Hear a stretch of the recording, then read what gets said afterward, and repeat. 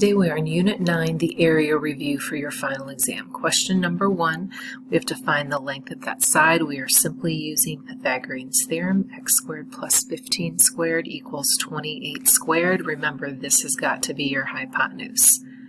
So simplifying that, 225, 28 squared, 784. We're going to subtract that 225. Get 559, and it wants it in simplest radical form. Let's see if 3 goes in there. It doesn't. My guess is on this one, the answer is just a radical 559. So let's go ahead and try that.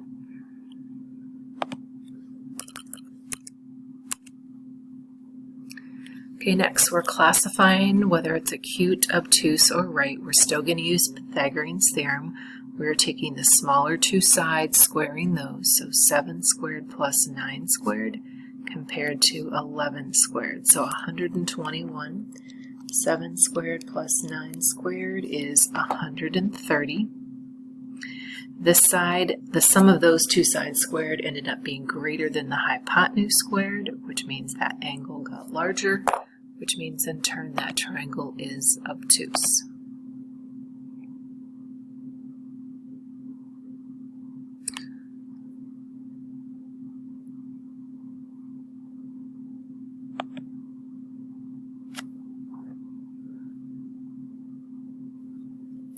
And I should have done the c squared on the other side. So instead, I should have looked at 121 is actually less than 130, which would make that triangle acute.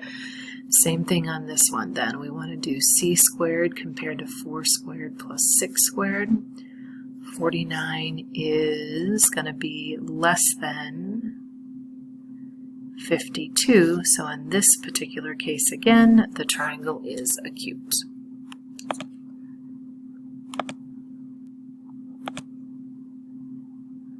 Okay, in this particular case, we're just using our special right triangles, and again, all of these are on your formula sheet as well. We're just going from one of the legs to the hypotenuse, so that means we simply have 8 radical 2.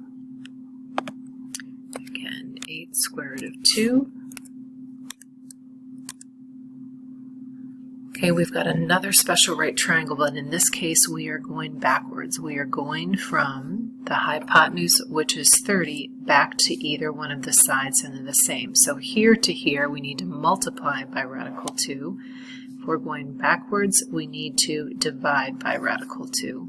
We did have a little shortcut, if you remember. It was 30 divided by 2, which is 15, and put a radical. If you don't remember that, we can go through and rationalize that denominator, and notice you still get your 15 radical 2.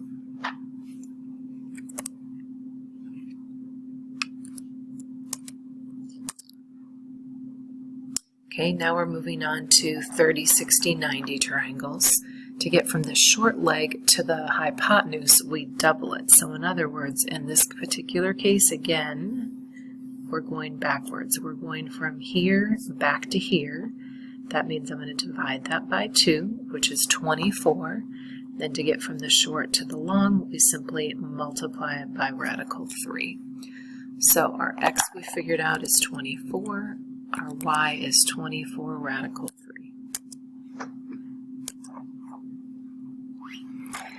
Okay, in this particular case, we have to find the area of the triangle. If you look at your formula sheet, you got a couple different ones. I think we're going to stick with 1/2 base times height.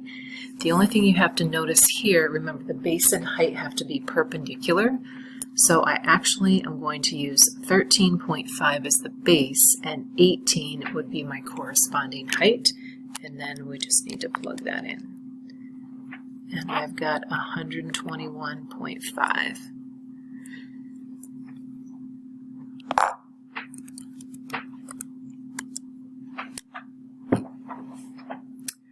Okay, question 7, same thing. We're looking for the area. Again, it is 1/2 base times height. That is 1/2. The base is just 2 because we're looking for just the area of the blue triangle. The height of that triangle is 6. multiplying those together, and we get 6.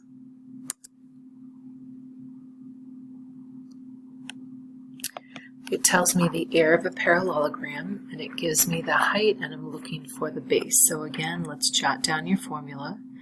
Area equals base times height. We have an area of 10. We have a base of 2, and a height of 2, and we're looking for that base. So we are going to solve for that base, and I get a base of 5. Okay, in this particular problem, we need to find the area. This is a composite figure, so I'm going to break this up into 2 figures. I think I'm going to break it down right here. So now I've got a triangle and I have a rectangle. So again, I'm writing myself a note, rectangle plus the triangle. My rectangle is base times height. My triangle formula is 1/2 base times height. I see the base of the rectangle to be 90 and its height to be 80. Then the triangle, I'm going to have to do a little bit of math. I see that one whole length is 260. And again, let me go grab another color. Maybe that will help us out. And I'm going to have to subtract that 260 from the 90 to get to the base of that triangle. So 260 minus 90 is 170. And then the height of that triangle is the red piece. So again, 80 minus 20 is 60. Okay, let me switch gears so that you can actually see what I'm doing. Again, 90 times 80 were the dimensions of my rectangle. 170 and 60 were the dimensions of the base and height of that triangle, and then finally we're going to add those together, 12,300.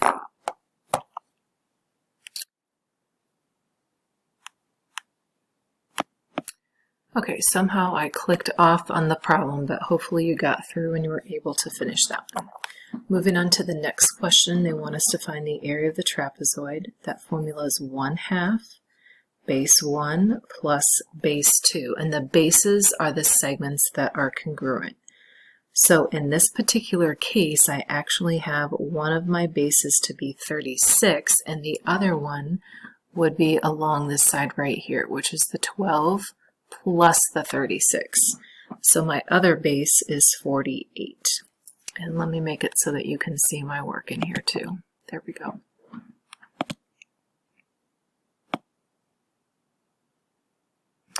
Okay, which means the corresponding height is this length right in here, which I don't have. So I'm going to go off to the side here and I'm going to set up a triangle. This is 13, this is 12. I'm looking for that height. So we're going to go back and use Pythagorean's theorem, which is where we started at the very beginning.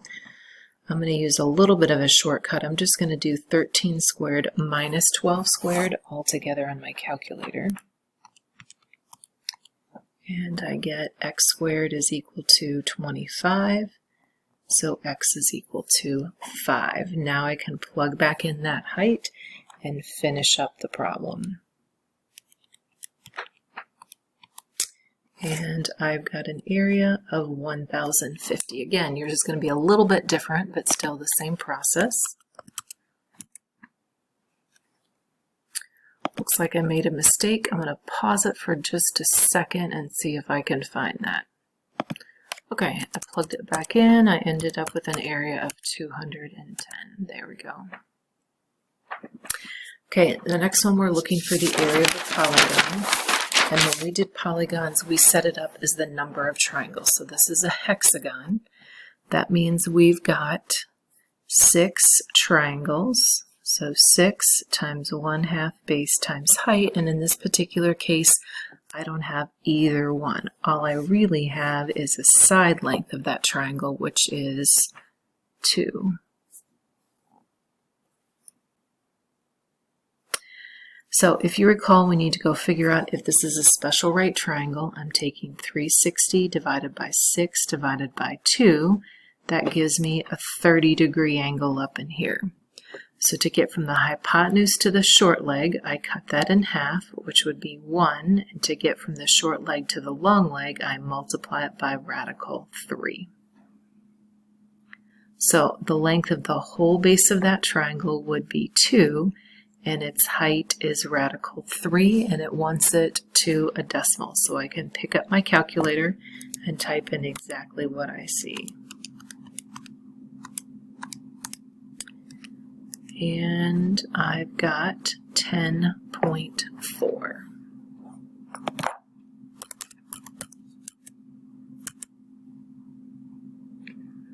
Okay, the next one is similar. It says it's an octagon. Well, remember, an octagon is 8 sides, so 8 triangles. Again, 8 1/2 base times height. And if you look at the picture, we actually have both of the pieces that we need. The base of one of those triangles is 22, and its corresponding height is 27.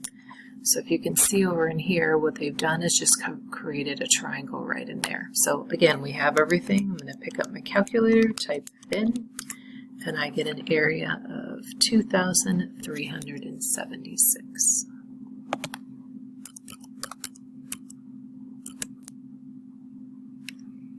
All right, this is similar to that first one that we did. The only difference is, again, they still want it to the nearest tenth. So again, we've got 6 times 1/2 base times height.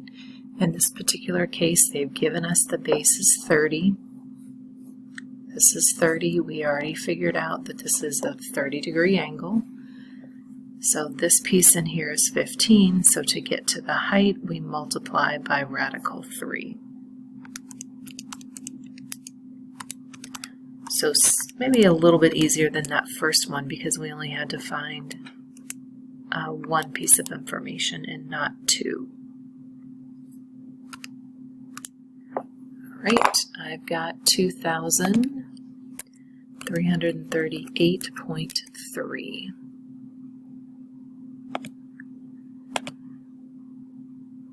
Okay, we're looking for the area of the triangle. If you look at your formula sheet, you have a second formula for area of a triangle. It is 1/2 BC times the sine of A. Little b and little c are simply the two sides of the triangle, which in my case are 4 and 8.